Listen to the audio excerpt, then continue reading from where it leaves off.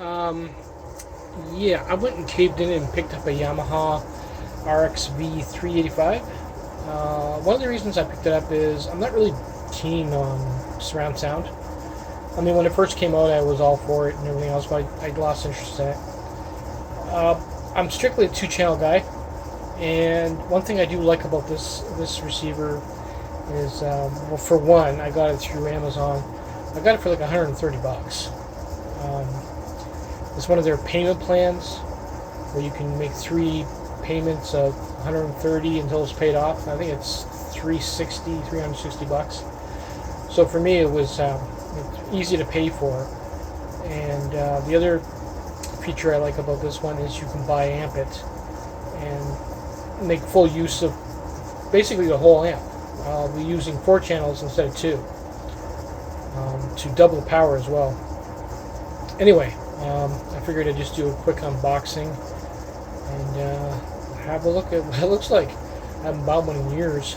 I'm strictly picking up ones from thrift stores and old stuff, so it's be interesting to see what some of the new stuff is like. Some things haven't changed, like the antennas. They've been the same like that for as long as I've known them. And what else we got here? I think there's some kind of device that comes with it for calibrating the... Oh, there it is. For calibrating the speakers. It's some kind of mic, which is that thing there. Half decent looking remote with batteries. Looks pretty good. The box did show up beat up on the one side. It looked like someone tried to punch it or kick it, or I don't know what the hell they're doing to it, but they made enough of a gap on the one side that it doesn't feel like it touched it. But we're going to find out anyway. Let me get the wrapping off of it. Not bad looking. Like I said, I thought it was a little bit smaller. It's pretty chunky, and it's got some weight to it. It also has Bluetooth, which I want. It's also got USB. Oh, it's got a really nice tight volume control. I don't know if that has a light ring in it or not. Transformer is decent size. I actually should take the lid off, avoid the warranty. There is the back. And like I said, you can buy amp them, so that would be the only channel you're not going to use is center. You can use these 4, and these 4 here, which I will be doing. HDMI out, HDMI in. It's got a lot of software settings too. You can also use there's an app that you can use with this to connect all your other apps for music and everything else, which is going to be kind of cool. I'm going to end up using a tablet. That's one of the features why I wanted to pick it up and get rid of some of the other stuff. But I am curious to see what the Bluetooth looks like, because for one, they didn't put in an external antenna. I would actually add an antenna. But, shall we open it up? I think we shall. Let's have a quick look inside of it. I've been looking in this receiver for a good 20 minutes trying to find a Bluetooth antenna or anything that resembles a Bluetooth. I think I'd pretty much have to take it apart, which I'm not willing to do right now. Eventually I'd like to add an antenna just to make it a little bit more powerful, but I can't see anything on the digital board that shows any type of antenna carved into the board itself, so I don't know where it is. It's weird. It could be on the faceplate. Obviously, like I said, I'm not taking that apart. But build quality, they pretty much perfected over the years building these things. They don't need a big chunky heatsink anymore. I like the layouts of the capacitors or resistors or FETs or whatever they are. Transistors. The layout is pretty basic. I mean, it is a pretty basic machine. It's not high-end by any means. But like, I just want it for the being able to switch for different inputs. I want it for the Bluetooth, and I want it for basically it sounds. They say it sounds pretty good, especially when you buy amp it. So, transformer is a half decent size. I've seen worse. I tried looking up the real voltages on the caps. I can't see it. Turn it this way. Can't even see the name on them. You get a flashlight and see if I can find that. So Yamaha apparently uses their own capacitors. It's a Yamaha Chemicon, and I cannot see the real voltage. It's covered, or it's on the far side here. I can barely see the UF on it, or the value anyway. 1800 UF. It might even be more than that. I can't really see it. Anyway, like I said, just a basic layout. Not much to it. Oh, the smell that's emanating from this thing is amazing. It's been a long time since I had the new receiver smell. But yeah, if I do find the Bluetooth, I will be adding an antenna coming out the back. I'll probably find it off camera. But I figured I'd share this real quick. And I'll do a sound test with my my bigger speakers, see what it sounds like. Well, setup was pretty basic. I used one of the VCR inputs for the phono, and it just has your basic setup, like your bass, which I got obviously turned all the way up, treble turned all the way up, and then you have once that goes away, a few other settings, but it doesn't have some of the extras like what was it, loudness control, which I kind of like on the old ones. It's got a bunch of settings here for stereo, and then shear code, music, movie. You get the idea. But not much in the way of, I guess, a 5-channel stereo would be. I have to go in the manual look, but I'm trying to figure out how to get it to go into for bi-amping. There's your Bluetooth. I got to set that up with a tablet, which I'll probably do in this video. USB, HDMI 1, 2, 3, 4, and AVI, and AVI 2, which I'm pretty sure I got that hooked up.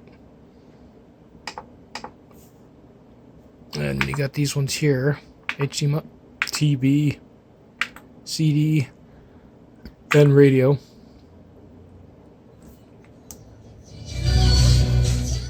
Really tight volume control. Like I said, it's pretty beefy for its price. I like it. Even the off and on button is built well. It doesn't feel like flimsy plastic, but when you turn it on, there's a nice delay.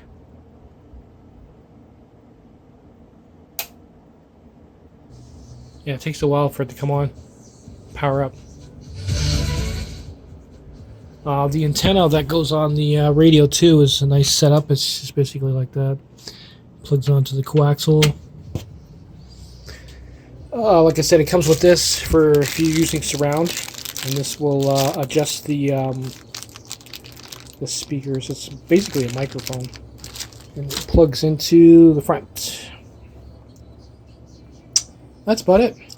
Not much more I can tell you, though. There is a few things that I probably do. You know me in my channel. What I would like to do eventually is do a mod on it.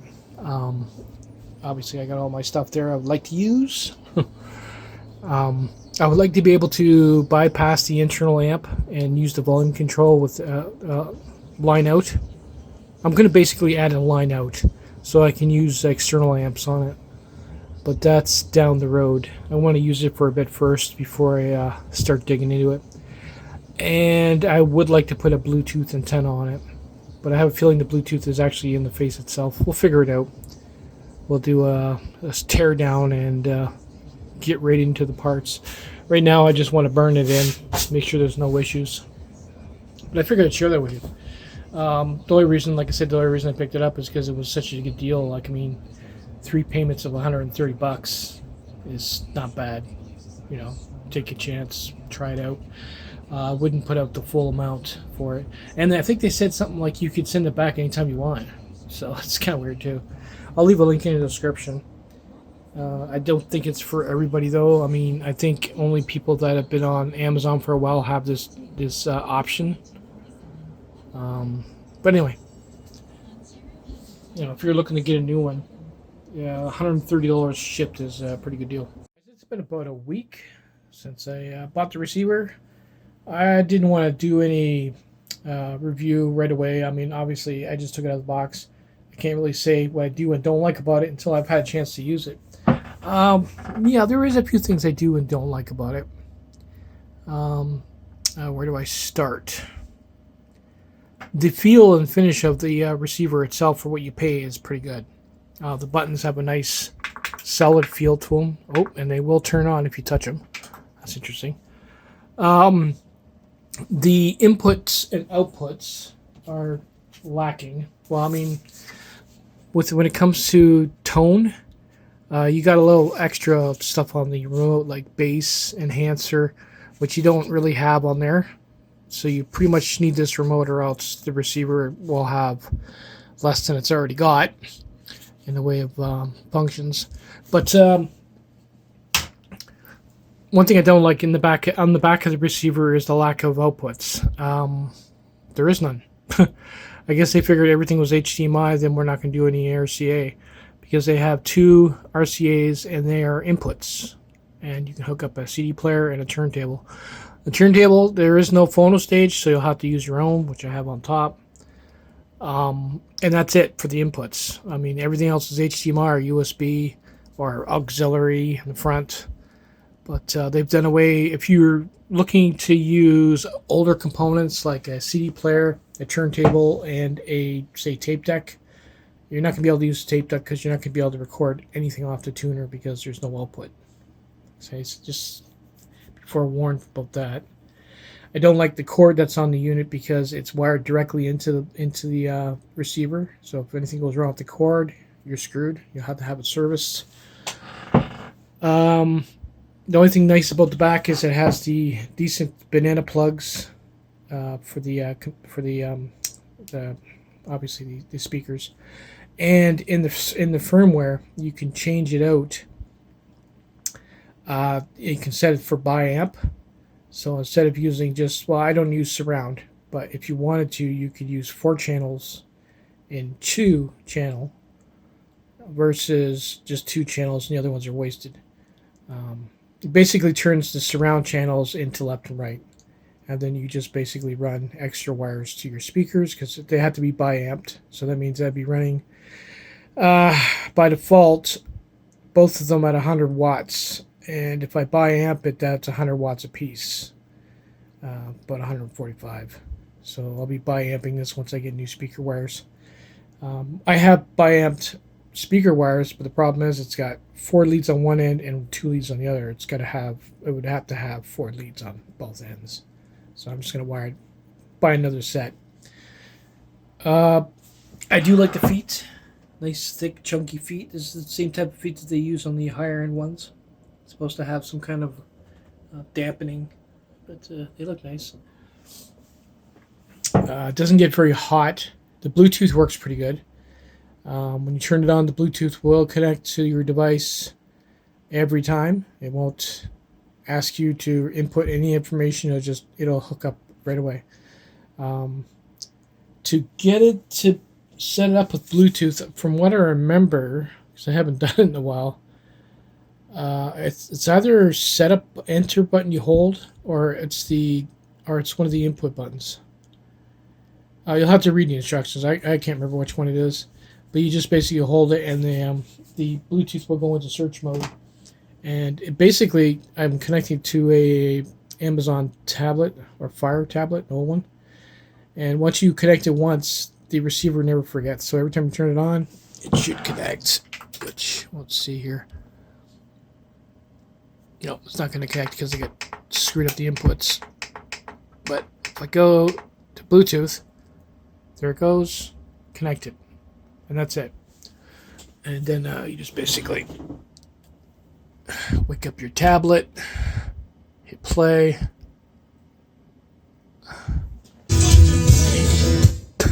There you go. Okay, I'll give them that. The Bluetooth is pretty good, but the lack of inputs and outputs on the back it's a bit of a joke. I mean, come on. Or I'd pay a little bit more, $100. I'd pay $30 or $40 more if you had at least 4 inputs and outputs, not taking them all away. Another thing I'm griping about is the fact that when you're using a receiver, you're usually using the volume control quite a bit. This one is adjustable in the firmware, but I still find you had to sit there and really turn it to get it to turn up.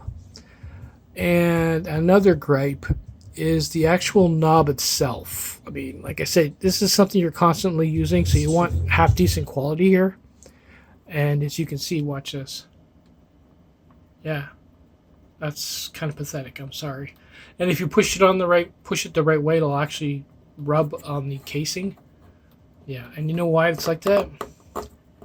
Because they chipped out and used a plastic pot. It's been a while since I've seen that on audio. Usually it's aluminum. That's all I had to do was use an aluminum pot, and they wouldn't have this issue. But that's an issue with me.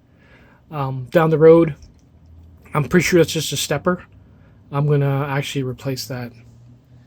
And I'll be more than happy with the receiver. The only thing, the two things I'm going to replace is that pot, and I'm going to add RCAs in the back with an output.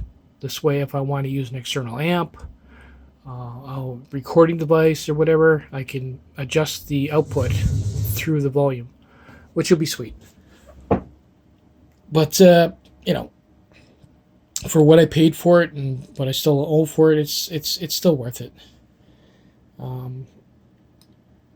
Probably my best guess, if you're going to pick one of these up, would be pick up a preamp, because if you got a preamp, you basically have all your inputs in the back of that, and then you just use the one channel on the input, which would be AV.